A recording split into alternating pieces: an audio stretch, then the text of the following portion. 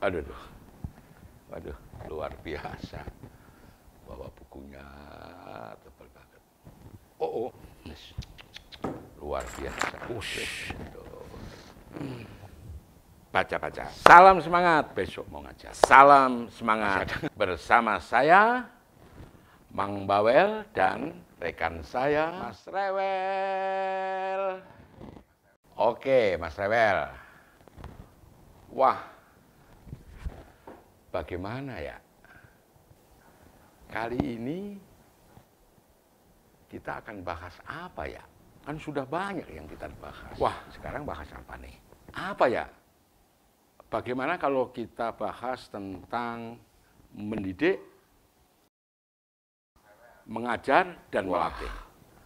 Keren, Mas Rewel. Kelihatannya kau ini pintar, kelihatannya ya. Kelihatannya kau ini pintar. Bahasanya berkelas internasional.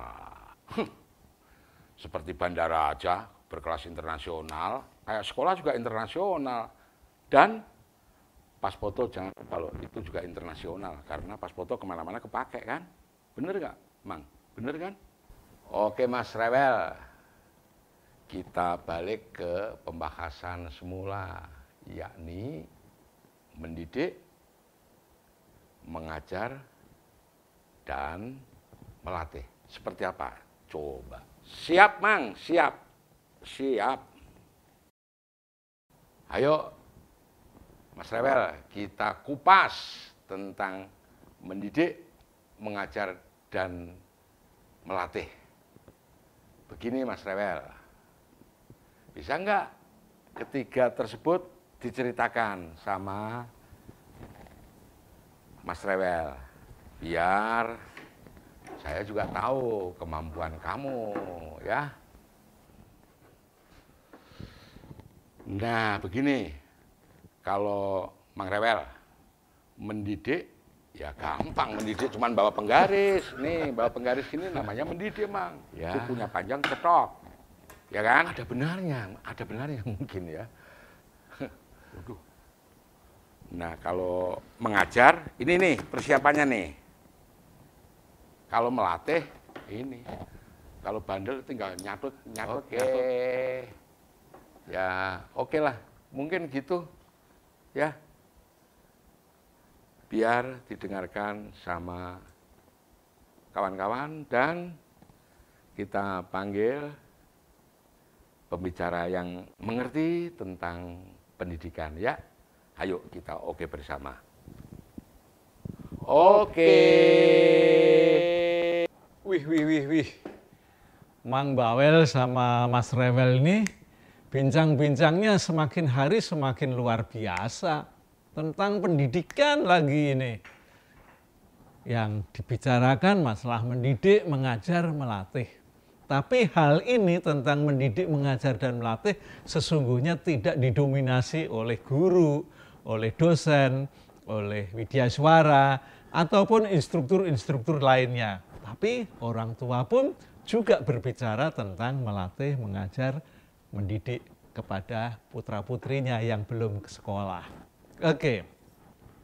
Yang paling senang saya ketika tadi Mas Rewel memegang penggaris, ini kan alat untuk mendidik. Nah, itu bagian pendidikan yang benar-benar di masa lalu. Bapak, Ibu, teman-teman, masih ingatkah ketika kita sekolah dulu di TK, atau ketika kita mengantar anak-anak sekolah di TK, itu anak-anak dibariskan, lalu duduk manis di tempat duduknya, lalu kukunya diperiksa. Nah, kukumu panjang, dipotongi ya sama Bu Guru. Nah, itu sebetulnya bagian mendidik. Istilahnya sebetulnya itu hidden curriculum. Kurikulum yang tidak tertulis di dalam teks yang dikeluarkan oleh pemerintah. Itu perlu. Jadi mendidik itu yang seperti itu. Jadi dengan demikian mendidik itu sebetulnya ada hal yang berkaitan dengan karakter. Oke. Jadi sekolah dimanapun dari TK, SD, SMP, SMA, SMK sebetulnya tetap ada unsur mendidik. Di perguruan tinggi ada enggak? Pasti ada.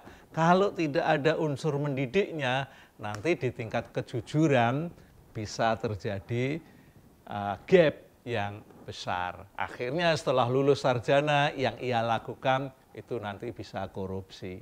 Tapi kalau pendidikan yang bersifat mendidik karakter itu ditumbuhkan dari TK, SD, SMP, SMA di setiap mata-mata pelajaran atau mata kuliah tertentu yang berhubungan dengan keterampilan itu perlu ada unsur mendidiknya. Nah, orang tua juga perannya sangat penting di dalam mendidik. Seorang anak sebetulnya tumbuh bersama keluarga melalui pendidikan yang diberikan oleh orang tua, baik itu tentang keterampilan, baik itu tentang karakter, kejujuran, baik itu tentang pengetahuan, keterampilan, itu semua diajarkan, dididik oleh orang tua pada mulanya. Tetapi setelah masuk sekolah di SD, di SMP, di SMA, ada orang tua yang berkata, anak saya sekolahkan tujuannya supaya pandai. Benar nggak sih? Supaya pandai? Bukankah setiap anak itu memiliki kecerdasan tersendiri, sudah memiliki kepandaian tersendiri, sehingga di sekolah itu bukan untuk menambah kepandaian, tetapi menambah pengetahuan, menambah ilmu, menambah keterampilan, menambah kecakapan hidup, sehingga tidak perlu berkata untuk menambah kepandaian selama di sekolah. Tetapi di sekolah itu memang penting karena diajarkan banyak hal. Nah, mendidik. Jadi setiap guru, setiap pengajar, setiap orang yang menyampaikan materi apapun, baik itu dalam seminar, perlu ada unsur mendidiknya. Bagaimana tidak?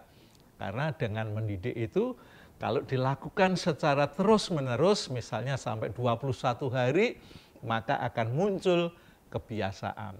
Bisa dilakukan terus-menerus sampai 90 hari, maka kebiasaan itu tidak akan luntur dalam hal mendidik. Nah, kalau mengajar, ini memang sebenarnya merupakan tugas guru, ya tugas pengajar-pengajar yang lain yang tidak disebut dengan guru. Nah, mengajar dalam hal ini memang dia harus menyiapkan materi, membuat rencana pembelajaran, membaca buku-buku, ya, dari beberapa buku, beberapa sumber. Jangan hanya ngambil dari internet. Internet itu kan cuplikan-cuplikan kecil. Ya, buku ini kan tebel nih, handbooknya sampai bisa 1000 halaman, gitu. Nah, tetapi juga bagi seorang pengajar, buku ini sekalipun tebel bisa diatasi dengan membaca yang sangat luar biasa, ada tekniknya tersendiri. Dalam waktu 2 jam buku setebal ini sudah bisa dikuasai materinya. Tapi Anda mesti belajar sendiri ya, khusus untuk tenaga-tenaga pengajar yang menyiapkan materi.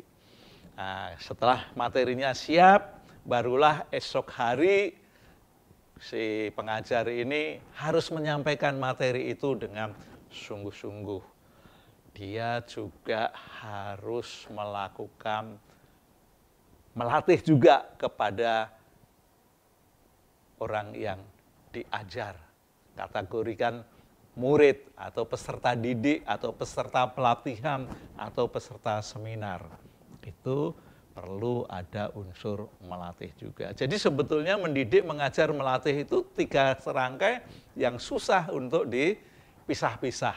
Dalam satu peristiwa harus terjadi 3 hal itu. Nah, tugas mengajar tadi, pada hari itu juga selesai mengajar, mestinya seorang pengajar harus mengevaluasi apa yang ia lakukan. Ya, apakah orang yang mendengarkan, yang mengikuti pembelajaran tadi sudah tahu persis belum akan materi yang disampaikan oleh seorang pengajar. Kalau hanya mencapai 60%, berarti si pengajar masih gagal dalam menyampaikan materi. Syukur-syukur dari 40 peserta pembelajaran yang bisa memenuhi 80% menguasai materi sampai 100% itu mencapai 38 orang. Nah, itu baru dikatakan seorang pengajar yang berhasil. Kalau tidak sampai 50% berhasil, berarti pengajar itu gagal. Nah, mau tidak mau, pengajar ini harus mengulang lagi di dalam memberikan proses belajar mengajarnya. Nah, ini yang perlu diperhatikan, dievaluasi, pasti harus dievaluasi. Bukan evaluasinya itu saya yang mengajar misalnya disukai atau tidak disukai, tetapi materi yang disampaikan dapat dikuasai secara baik, syukur-syukur peserta semuanya 100% menguasai sampai tingkat 80%. Nah, dalam materi belajar pun mestinya ada unsur keterampilannya. Perlu, kalau keterampilan maka perlu dilatih. Ada prosedur-prosedurnya. Materi apapun ya, di dalam proses belajar mengajar selalu ada keterampilan. Oleh karena itu perlu ada latihan. Nah, latihannya cukupkah hanya dengan waktu pembelajaran yang hanya terbatas itu? Tentu tidak cukup. Maka perlu diberikan pelatihan secara mandiri. Lalu pada pertemuan berikutnya diminta untuk melakukan hasil prakteknya di dalam berlatih itu. Dia bisa tidak, mengerjakan tidak. Kalau tidak mengerjakan berarti juga proses belajar itu belum terwujud dengan baik. Jadi sekali lagi materi mendidik, mengajar, melatih kalau untuk para pendidik yang baik namanya guru atau pengajar-pengajar di bidang lainnya seperti widyaswara, seperti instruktur, ya, tutor itu juga perlu melakukan seperti itu. Hanya tutorial yang ada di media itu ya tetap ada. Kalau saya memperhatikan media-media YouTube misalnya yang memberikan tutor, itu juga ada unsur melatihnya. Sekalipun melatihnya tidak bisa dievaluasi saat itu. Biasanya mereka akan memberikan materi-materi yang dilaporkan gitu.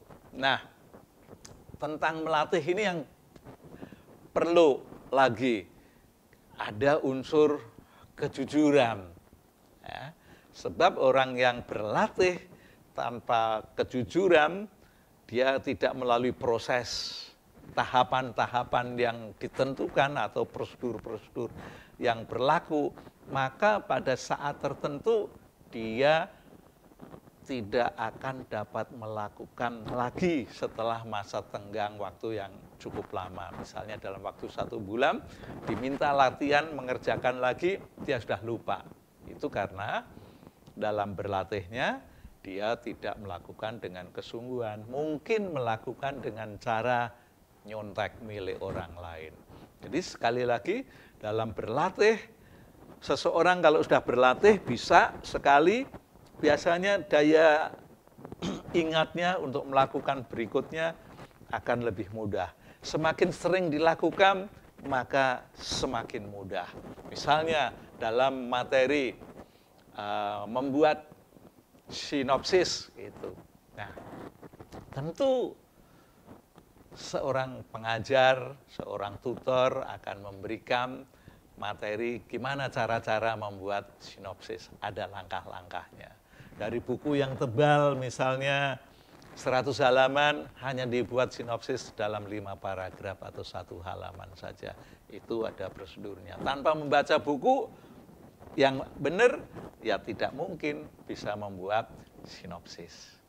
Oke ya, begitu. Jadi mendidik, mengajar, melatih merupakan tugas orang tua, tugas pendidik yang ada sebutan guru, pengajar, widyaswara, dosen, ataupun pemberi-pemberi materi di simposium, atau okelah jangan simposium, tapi dalam seminar-seminar itu perlu ada 3 unsur itu secara bertalian, tidak bisa dilepas. Tapi kalau bicara khusus tugas guru atau dosen atau widyaswara, tentu ada hal-hal yang masih perlu ditambahkan. Oke ya, begitu. Sampai di sini kita ketemu pada kesempatan yang lain.